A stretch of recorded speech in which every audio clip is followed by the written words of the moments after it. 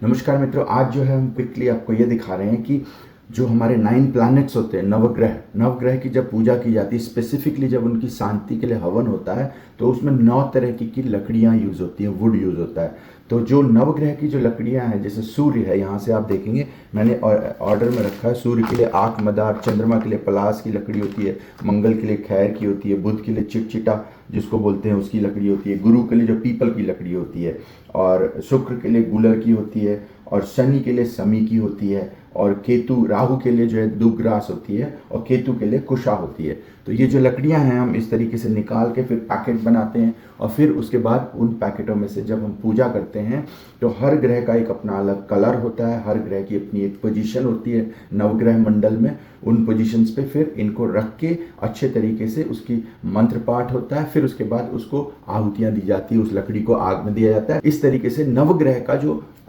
Authentic जो हवन होता है वो इस तरीके से ओरिजिनल लकड़ियों के साथ होता है। तो आज ये चल रहा है कुछ नया इंटरेस्टिंग। इसमें लकड़ी को जो है हम बना रहे हैं छोटे छोटे पीस में, क्योंकि हम रहते हैं विदेश में और जो भारत में रहते हैं उनके लिए लकड़ियों की तो कोई कमी नहीं है, तो वो लोग तो पूरा लकड़ी यूज़ कर सकते हैं।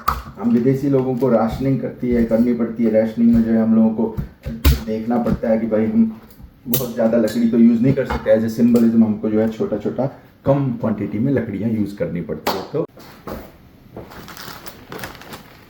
अब ये इस तरीके से ऑथेंटिक सामग्री जो है अपने हाथ के द्वारा वेरीफाइड सामग्री पूजा के लिए ये पैकेट बना दिए गए। तो हम जो पूजा कर रहे हैं वो ऑथेंटिसिटी, उसमें सबसे मेन चीज़ होनी चाहिए कि वो ट्रुथ, सच्चाई के साथ होनी चाहिए, भाव के साथ होनी चाहिए, उसमें वो सब सामान होना चाहिए जो कि पूजा में होता है।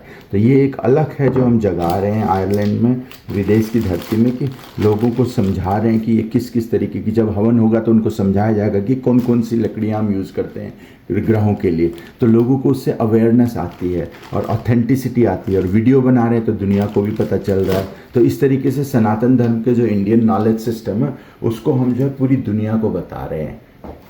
बहुत बहुत धन्यवाद।